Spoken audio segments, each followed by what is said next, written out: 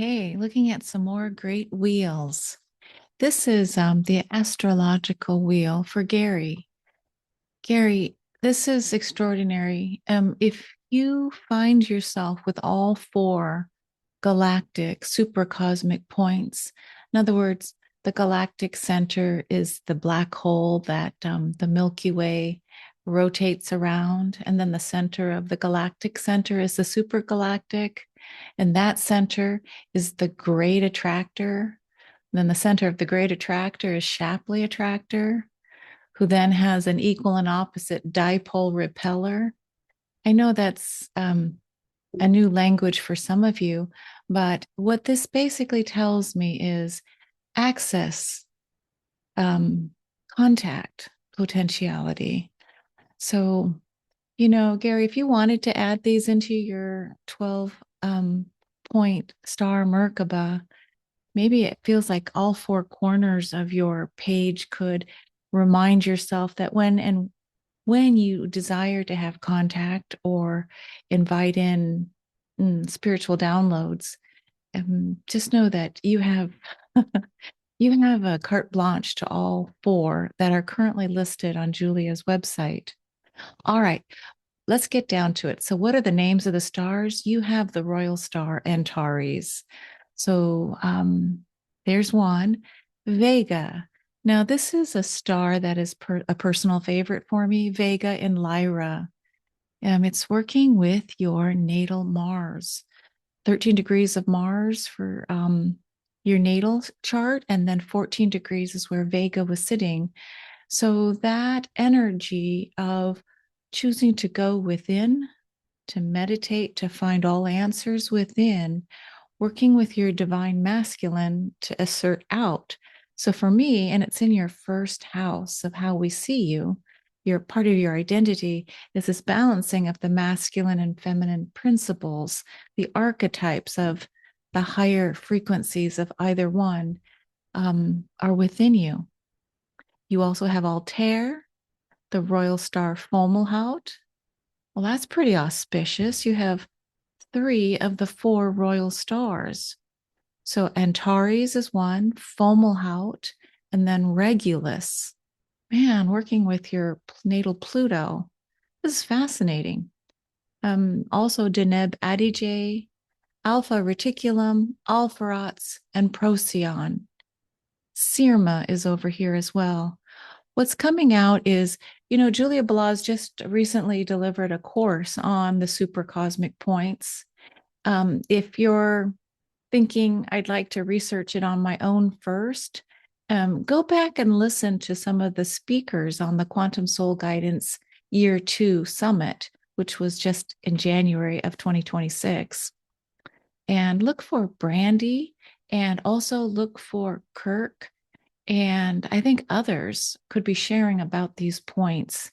It's all up for us now as we move into this stage of remembering who we truly are as quantum beings and being able to navigate these new realms of being. Okay, so a note about the royal stars. When you first hear about a royal star, it's like, oh, I hope I have one. But you learn more about it, and it is really going through trauma drama, oftentimes at the early childhood life, to set you up for being able to help others who've gone through perhaps similar experiences. To be king or to be royal means that you have to, in some ways, put yourself aside and speak for the other. So, anyway, there's Gary's. I'm giving you guys just a little taste test of what I've found to be along the road, this cosmic journey. Oh, look at this chart, Gillian. The first thing that comes to me is just the beauty of all of these inner aspects and points. But to keep me on track, Shadir and Titawin are sitting at your natal ascendant in Taurus. Rigel, next to your part of fortune. Saif and Betelgeuse, or Betelgeuse. Remember that movie, Beetlejuice, Beetlejuice? Well, Beetlejuice, I will tell you, is a star that is on, I believe, the left shoulder of the great hunter Orion. And so you will have success, Gillian, but it'll oftentimes be through the shadow. It's like success doesn't come easily. You have to work for it through shadow work or letting go of some of the old karmic patterns. So it's showing up in your second house of resources. So anytime I see this, it's almost like, yeah, yeah, let's hold this idea that how do I self resource? Regale is a marker for an educator and a scholar. So I'm going to keep going. Algorab, Beta Centauri Hadar. And yeah, you have some really deep connections with those super cosmic points. And look at this beautiful cluster in your seventh house of relationship and in the eighth house of transformation. You chose to put your beautiful Capricornian moon in the house of intensity and going deep into the alchemical mysteries, mystery schools. And you put Venus here too. Wow, very interesting. Okay, next chart. That's Gillian. Here's Jamie. Now, I'm going to share something that when you typically look at a chart, if you throw the horizon line in the center of the wheel, this horizon line, you just take note, where's most of the activity? Jamie's is also in the seventh house of relationship and in the house of intensity. A lot of interpersonal and then interpersonal work, but as much as personal work. I work on myself and I work with the other. Eighth house is like other people's money, other people's resources. So with the sun there, it might be a career path. Not sure what you chose. It's Gemini. So a lot of different, probably careers or interests in the work world. Yeah, working perhaps with, I don't know, real estate or other people's money. It doesn't have to be taxes. So interesting. Okay, so who stars? So Sirma, this is Virgo constellation. So the image I want to give you, Jamie, is Sirma is like the hem of the great goddess Virgo. And I believe her name was Astrea back in the day. She used to have wings. Well, they took her wings off, and she used to be holding the balancing scales of Libra. So Virgo constellation is huge, and it's a feminine energy. So what does it mean to have Sirma, the hem of the garment of the great goddess? And Virgo is all about, here is my gift for humanity. Okay, working with the Shapley attractor. My goodness. So I bet when you're out there in space, you might have sudden ways of thinking how to be of great service, but it's in Scorpio. So these are some really like, who wants to go down deep diving into the darkest places of the ocean to find the great gifts of the past or the gifts that remind us who we are? Okay, so Sirma, Acrux, Mirak, Almach, Algol. Um, I love Pam Gregory, astrologer. She's always talking about Algol. When she sees that as a marker, she says, like heads will roll. That is one interpretation.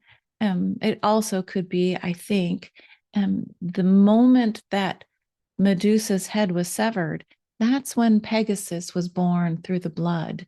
So I think there's not just losing one's head, but maybe asking our mind to set in the back seat so our Pegasus, our higher selves can actually navigate on planet Earth a little bit more with freedom and greater expansion and awareness.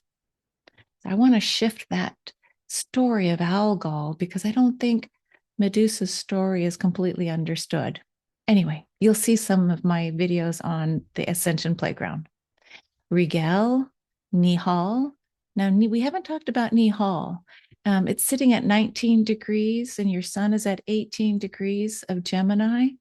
Nihal is the bunny rabbit.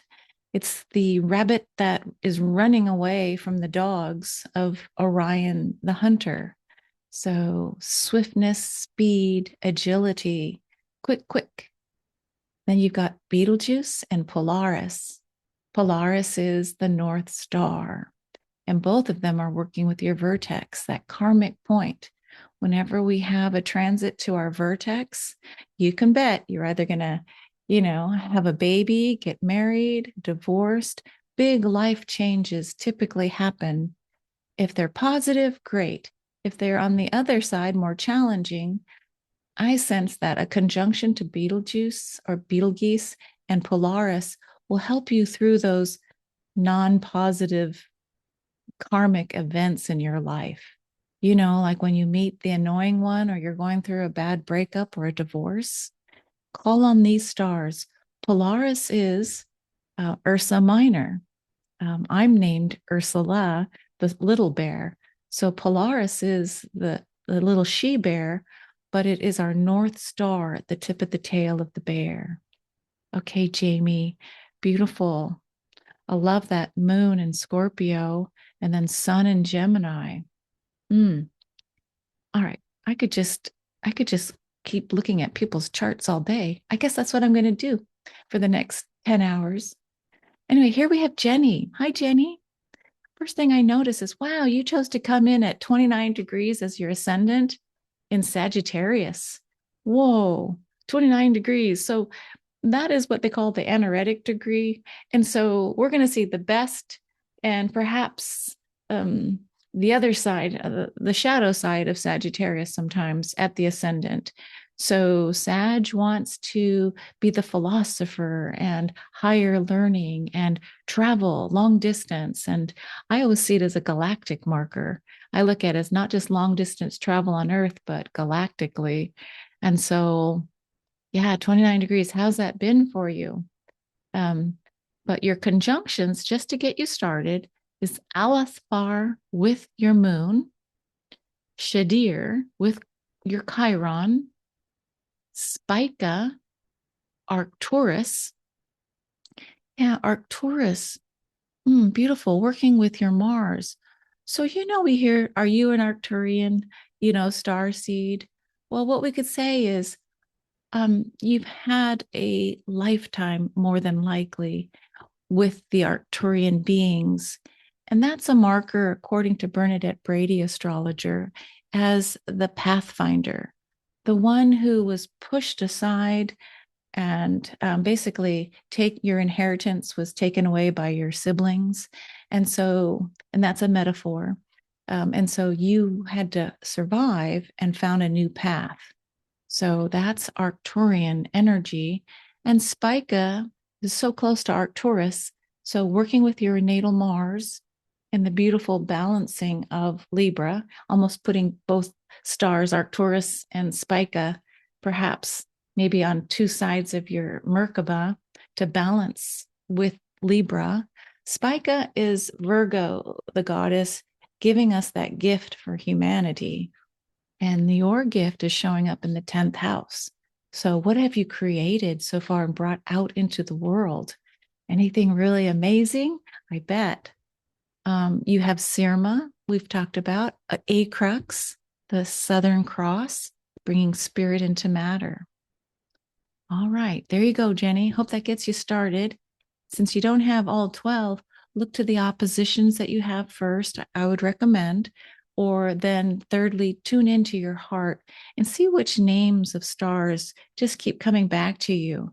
You can do this over a several week period and play with a call for invitation. Who wants to help me and co create in 2026? It's an open call from my star families, the beloved ones who just want to wait for that invite to engage. Okay. Oh, I got to say, look how much activity you've got going on in your 8th, 9th, 10th house. This is very much about, interpersonal and transpersonal stories. And the call for the North Node in the 9th house is to work with Virgo. Fascinating how we set up our soul's agreements in each lifetime. Well, hi, Jocelyn. Let's see. Oh, you got an interesting one. You also have Sag rising 20 degrees, but at 21 degrees is a star called Ras Al Hagwe. Okay. I know many of us are going to say these star names differently depending on our culture, but let's just go with Ras Al Hagwe. And it is in the constellation of Ophiuchus. I know people say Ophiuchus differently too, but it is the debate that Ophiuchus sits on the path of the sun called the ecliptic. And many people are starting to think about, we should really have 13 zodiacal um, um, star families. And so putting in Ophiuchus is because it actually touches Ophiuchus. He is the serpent bearer. It's a male up in the heavens, but holding this massive snake. And I always look at it as that is a marker for a healer. We're going to see you as one who can work with snake energy as a metaphor. What kind of medicine are you bringing forward? And you can find out what kind of medicine you're bringing forward by one, what do you enjoy, especially when you look back at your life as a child? What was I always drawn to? And then, secondly, what are people always asking me to help them with? So, healers come in many different sizes and shapes. It's not always one that has trainings or initials after their name. Okay. So, Ophiuchus with Ras Al Hagwe at the ascendant, the beautiful star Vega in Lyra, working, yes, it's part of your identity. All answers are within. I go within. It's very much a marker for, I would say, like Buddhism, especially Tibetan Buddhism, where, it's the inner self that is so much more alive, that the dream world is really when we open our eyes and we think we're really in 3D. So Vega was the feminine part that when Lyra split its population, they had parts of people who wanted to go pioneer and go very much like the masculine energy. Let's go assert and colonize. And then the other section of Lyra, as they evolved as Lyrans, was like, no, no, let's go within. Let's not go out. Let's go inside.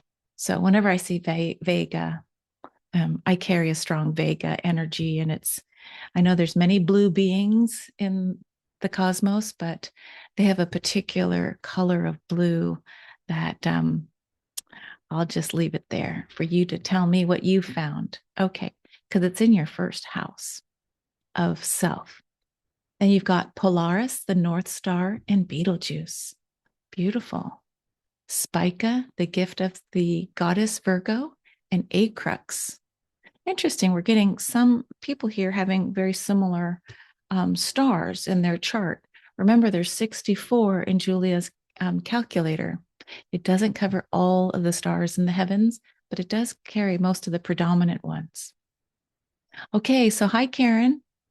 Let me do Karen and maybe one more, and then I need to probably get a water break. Um, let's see, Cancer rising and at 9 degrees. I like to look at the numbers. And what I see with Karen, look at this. She's got 19, carries a 1 and a 9, alpha and omega.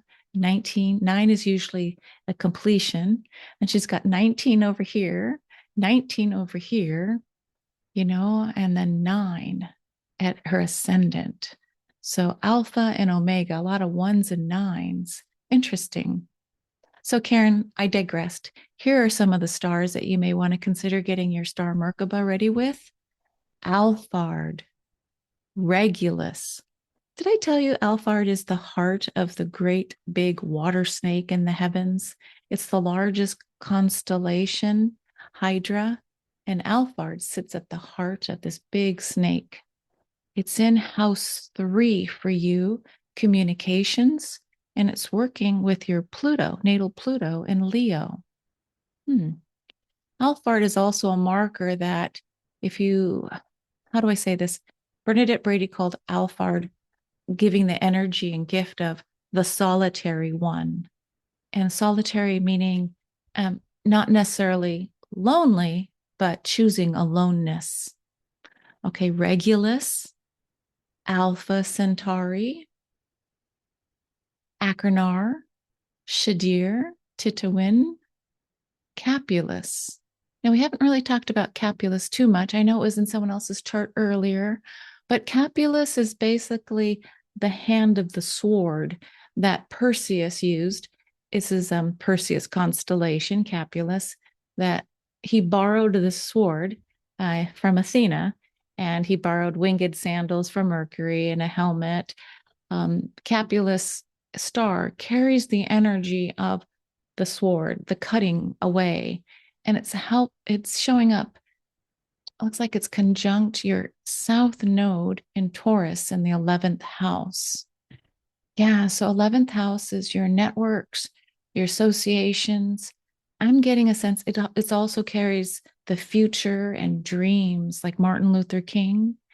I feel like your south node, you were born, south node, you came in with Capulus star's energy to cut away false notions, cut away. That's not a dream. That's a nightmare. They're, cutting away the illusion, right? What is reality? Carry this energy, and it's right next to Mercury. So isn't that interesting? Mercury, who's, helped Perseus, get himself ready, and his sword cuts off the head of Medusa, who then her blood springs forth Pegasus. There's this interesting thing that it's Mercury that's guiding and helping you with Capulus and the South Node. Fascinating. Yeah. Yeah. So it'd be interesting to see how you carry this energy into the future within your associations or on social media. That's the 11th house. Okay, Kari or Kari, look at these stars, my stars. Alpha Centauri is at the 29 degrees, and your ascendant is at 27 degrees. But I think it's working with your Neptune, natal Neptune, which is at 1 degrees of Sag. So let's just hold the energy that it's Alpha Centauri, the brightest star in Centaurus. This is a marker for the priest or priestess. Centaurs were half man, half horse, and they like to come in herds. But Alpha Centauri is the priestly one. He is much more controlled with his beastly nature, the horse part. And he's bringing a gift to the altar for sacrifice. He's bringing a wolf. But to have that kind of marker and star at your ascendant, I would say, yeah. How have you shown up? How do we see you? Have you chosen to be certified as a reverend, or what gift are you bringing in your own spiritual world? Are you, yeah, yeah. Are you like a shamanic healer bringing others on journeys? It's this devotion to spirit. What are you bringing to the altar? Alpha Centauri, Centaurus. So some people even say that Centaurus is Chiron, the wounded healer. So don't get confused with Chiron, same energetic of, the glyph we have. Let's see here's Chiron. You have your Chiron working with Alpha Reticulum in the 4th house. So if Alpha Centauri, according to Bernadette Brady, could be considered the constellation for Chiron, he was put up in the heavens for his sacrificial nature, a wonderful teacher, devoted. He unfortunately got hit by a poison arrow from his student and then suffered and was agonizing in pain. The wound was always there. Yeah, so I think the story, and I could be wrong, I think he chose to help Atlas. I'll take your place and hold up the earth. And so by doing that, the gods took pity and said, we want to remember you, and put Centaurus constellation into the heavens. So the mythos and the mythology and the story of the constellation and where the star shows up in that constellation oftentimes portends to what energy you received in your natal moment. Boy, this is fun ad-libbing. Let's see. Yes, you got the great attractor with your natal sun in the first house. Alpha Reticulum, Shadir, Sirius A, B, and C, Alphard, Algorab, Acrux, Beta Centauri Hadar. I'm being asked to talk to you a little bit real quick about Alpha Reticulum. If you know the great work of Lisa Royal Holt and her channeling with Sasha and two others, I always forget their names. Anyway, alpha reticulum is typically a marker, and it's working with your chiron of the little grays that are typically from the Essassani, who are helping humanity evolve. But if there's been a time where you felt that you were taken aboard a craft, I don't want to really use the word abduction, but it's usually these soul agreements to help support one another. The Alpha Reticuli are helping humanity, and some of us, have agreed to help them by offering some of our genetic coding so that their civilization continues. There you go. It's getting to be a lot. Okay, Marta. I'll do Marta, and then I'll take my little water break. Interesting how many people have the King Star Regulus and Alphard.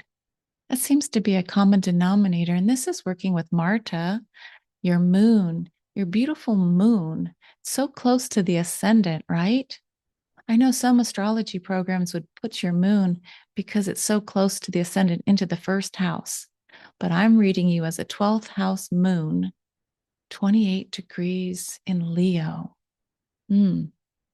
Yeah, being able to be emotionally aware of and sensing through the emotions um, into the cosmic realms, into the 12th house of all that is.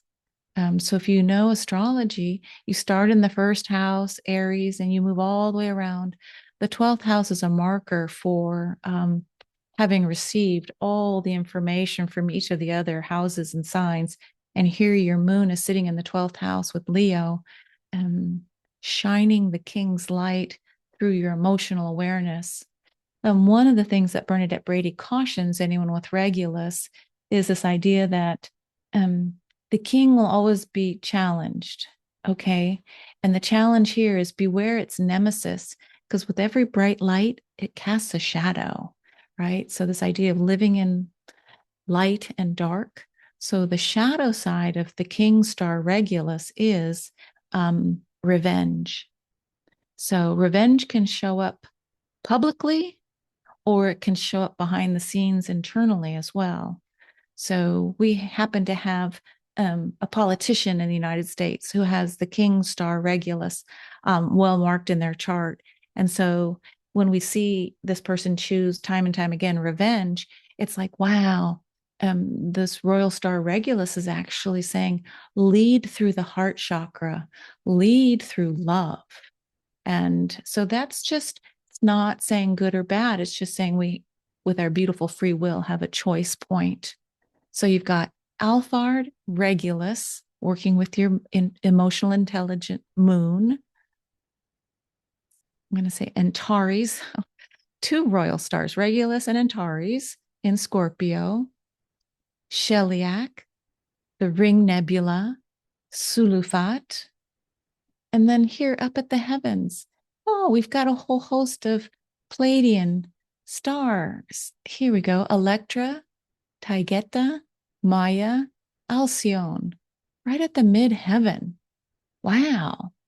We may see you as very Pleiadian, Marta. So, or you may come out as very Pleiadian out into the world. And so the Pleiadian energy is very loving, very compassionate.